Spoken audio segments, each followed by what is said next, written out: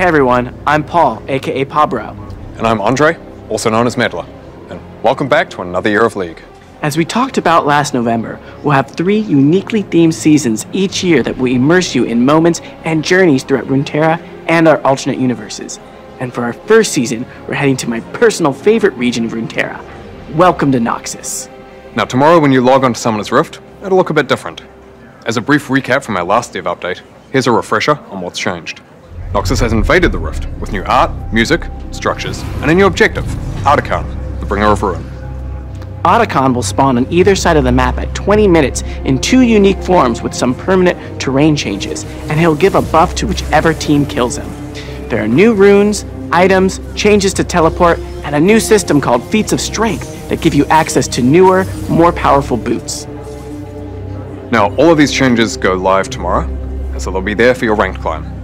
Speaking of which, as a reminder this year, we're only going to have 1 ranked reset, which also happens tomorrow.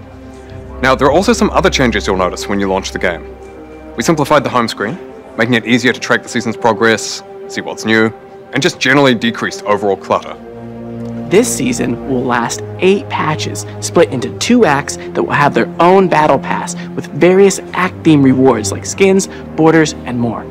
We want to immerse you in Noxus by connecting your League experience both in and out of game. For example, that means things you saw in yesterday's cinematic will be coming to League. If you haven't watched the cinematic, we recommend doing so before watching the rest of this video. Spoilers ahead. Okay, without further ado, let's get into the first thing you saw yesterday that'll be coming to League this season. Mal Madada. Yesterday we saw Mal continue her journey after Arcane and arrive on the shores of Noxus, where her ambition will be tested among the great houses. Mal will be arriving in-game next patch with a new Noxian appearance. We wanted to reflect her embracing her Noxian roots and heritage at this phase in her life. And along with the new look, she'll also be bringing a new type of gameplay that we haven't had in League before, projectile reflection. The game team and the Arcane teams work together to figure out how Mel's power should be shown in both game and show, with game inspiring show and vice versa. You'll see her full kit tomorrow, but we want to dive into one of her abilities, Rebuttal. Now, this spell reflects projectiles back against their source. So if Yasuo, Braum, or Samira can block it, Mal can reflect it. Targeted spells like Veigar's ultimate will target their original caster. Non-targeted abilities like Lux Binding or Nami Bubble are also shot back in their direction. Now, reflected spells will keep the behavior you'd expect when they were initially cast. If Annie has her passive up, a reflected Disintegrate will stun. Or Nidalee's javelins will deal more damage the further they go, etc. We can't wait for you to see her in game. Additionally, if you want to learn more about her family backstory in depth, make sure you check out the novel Mbessa, Chosen of the Wolf, when it releases in February. To celebrate the launch of the season of Noxus, Mel will be unlockable for free as one of the seasonal missions. For now though, we're going to hand things over to some other folks from the League team. We'll share more about what you can expect as we journey through Noxus.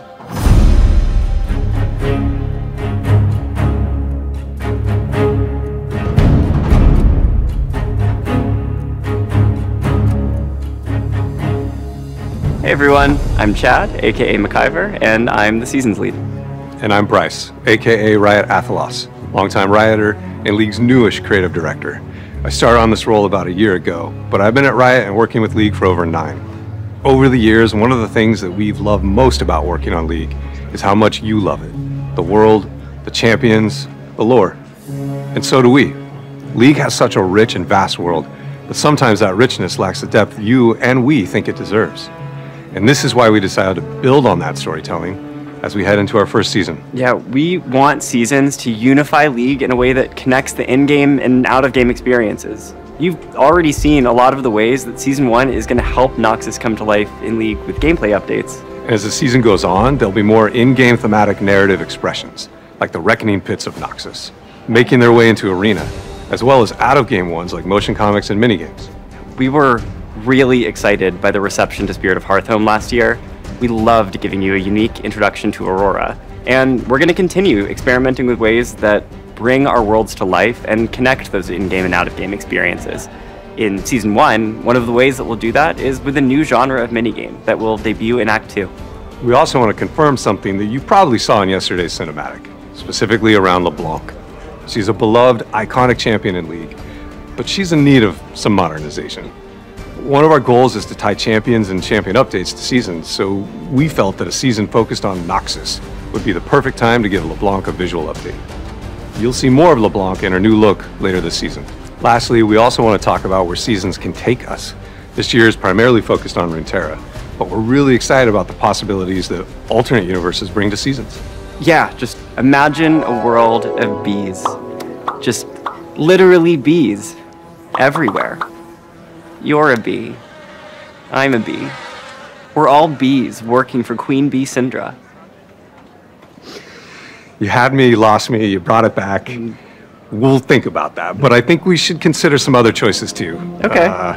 But anyway, our goal really is to deepen the connections to our champions, and because of that, we won't always be able to include every champion in every season. With the release of Mel, we'll have 170 champions. We'd rather have a stronger narrative for the season and do the champions justice, rather than be shallow across every single one that could fit. We are really excited for you to experience what the team has built, and we can't wait to see what you think as we start on this journey. With that said, we'll hand things over to Cosmetics, who will share more about what you can expect.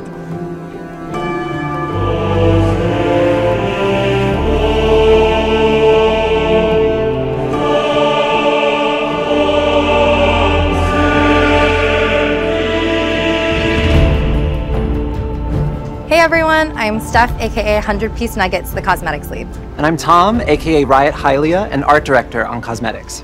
Today we have a bunch of skins related topics to cover, including this season's prestige list, exalted skins, and how our champion first philosophy will work for seasons. So unsurprisingly, many of the skins this season are heavily focused on Noxus. The first set of those you'll see are the Mask of the Black Rose skins, which will be live tomorrow. Some of the champions getting those skins were in yesterday's cinematic, which is where the skin inspiration came from, but some of them weren't. When choosing champions who weren't, we focused on champions who would attend a Black Rose Masquerade ball and make sense in that thematic. Because really, is Ezreal not going to a party with a lot of things to steal? And of course, Renata Glass would be rubbing elbows with Noxian Elite. She's a businesswoman, she's got perfume to sell. Exactly. These are going to be our first Battle Pass reward skins. Elise will be earnable with the free pass, while Samira, Renata Glass, and Vladimir will be earnable with the paid version, with Katarina as the prestige capstone for the paid Act 1 Battle Pass. Oh, okay, we also want to share this season's upcoming prestige skins. Katarina and Darius will have earnable prestige skins through the Battle Passes, while Cassiopeia and Kiana will have prestiges available for Mythic Essence. And speaking of prestige skins, last year we shared that we're going to be uncoupling prestige skins from a base skin. Yeah, so pretty often we would find ourselves feeling limited because the base skin thematic and the high fashion prestige universe would sometimes feel like they were clashing.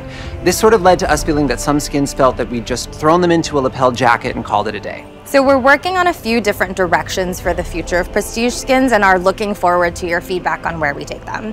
There's currently 3 options.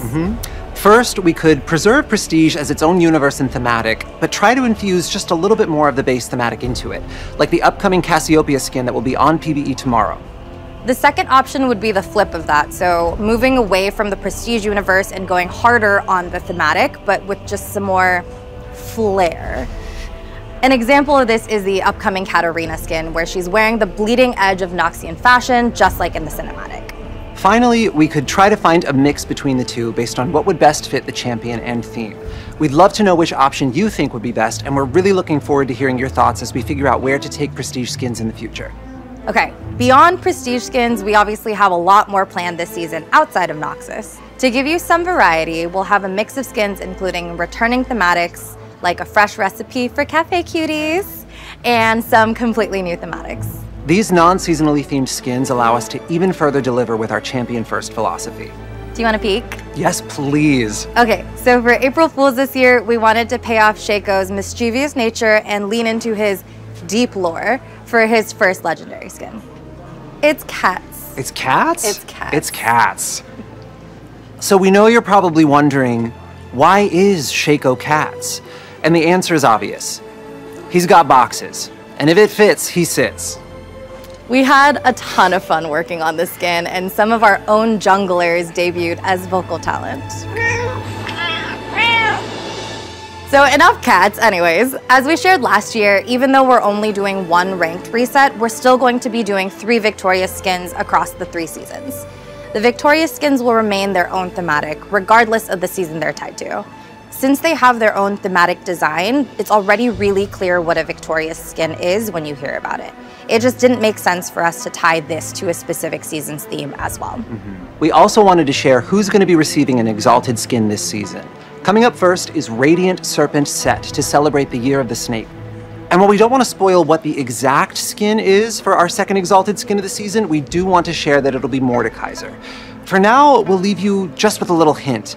He's going to be coming to the Rift in a way that Runeterra hasn't seen in like a bajillion years. That's it for us today, so we'll hand things off to Esports to talk a bit about their plans for the year. Thanks so much for watching, and welcome to Noxus.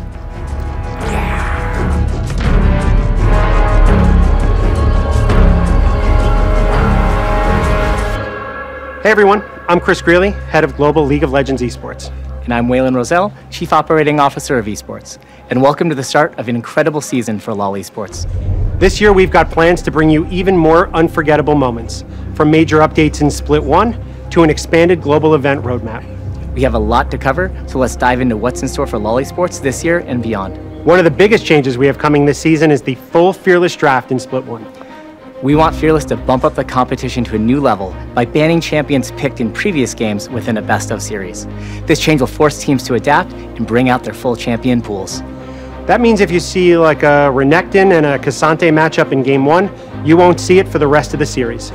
This will test teams' creativity, their adaptability, and shake up the meta across the board. Not only will we see Fearless draft in every region in Split 1, but it will also be utilized at our new international event. The First Stand tournament will take place from March 10th to March 16th at LOL Park in Seoul, Korea. Our goal is for First Stand to be an unforgettable moment this year, with guaranteed best of matches between the top teams from Split 1, competing in matchups that will showcase the very best of early season League of Legends esports. And beyond just exciting games, the stakes are higher than ever. The winning team will also secure a second bye for their region at MSI 2025, letting them advance directly to the bracket stage. We can't wait to see which team will rise to the challenge and make their mark as the inaugural champion of First Stand. We have an explainer video out now that dives deeper into Fearless Draft and the First Stand tournament, so be sure to check it out if you want more details. First up, MSI 2025 is heading to Vancouver, Canada from June 27th to July 12th. This will be our first return to Canada for a live LoL Esports event since 2017, and we can't wait to experience the Vancouver crowd's excitement in person. And of course, it wouldn't be a LoL Esports update without Worlds. This year, we're heading to some of China's most iconic cities. Play-ins and the Swiss stage will kick off in Beijing, followed by the quarterfinals and semifinals in Shanghai. Finally, the journey will culminate with the finals in Chengdu. We'll share more details on specific venues soon, but we're excited to see the energy and passion from fans as we take LoL Esports to these incredible cities. And on the topic of bringing LoL Esports to amazing places, we're excited to give you an early look at our 2026 and 2027 global event destinations. In 2026, we'll be taking our events to some of my favorite places, starting with First Stand in Brazil. Brazilian fans bring amazing energy to live events, and we're excited to kick off the season in such a vibrant esports community once again. It's going to be awesome. Next, we'll head to Korea for MSI 2026. I think I speak for all of us when I say that we can't wait to go back to Korea for another esports tournament. And finally, Worlds 2026 will return to North America. This is always a huge moment for us, and we're looking forward to bringing the thrill of Worlds back to our North American fans. In 2027, we'll be taking First Stand to Southeast Asia. MSI will return to Europe, and Worlds will once again be hosted in Korea. And with that, it's time to officially kick off the 2025 season. Whether you're tuning in to cheer on your favorite region or just keeping an eye on the competition, you won't want to miss a moment. So that's a wrap on all things LoL Esports. Thanks for joining us, and here's to an amazing season ahead.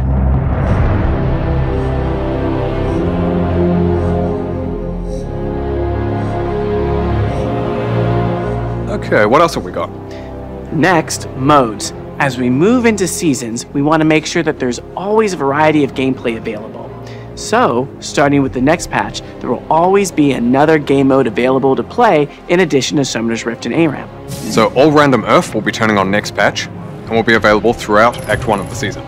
Then in Act 2, we'll have the Arena update. Speaking of which, Arena will be returning with a fresh coat of Noxian paint and a new Noxus map, themed after the Gladiator pits, with its own map-specific mechanic. Additionally, On all arena maps, we're also introducing a system called Guests of Honor, where you can vote on which famous Noxian you'd like to alter the rules of each game. Now that system mostly replaces cameos, which we felt were pretty hit or miss. Now, we'll also be adding new items and augments, as well as changes to maps like Koi Pond, based off some pretty clear feedback received during the last Arena run. We don't want to spoil everything now, so keep an eye out for details on the changes coming to Arena when it's closer to launch. So, that's the start of Season 1. We're also still doing the usual gameplay updates and balance changes as we monitor how everything is landing. We're excited for the future of Seasons and what it means for League, and we'd love to hear what you think. And while we hope you enjoy Noxus, don't worry. We're taking you somewhere very different for Season 2. But more on that later. Thank you so much for everything, and we'll see you on the Rift. Or in the Noxian Reckoning Pits. See ya. Bye.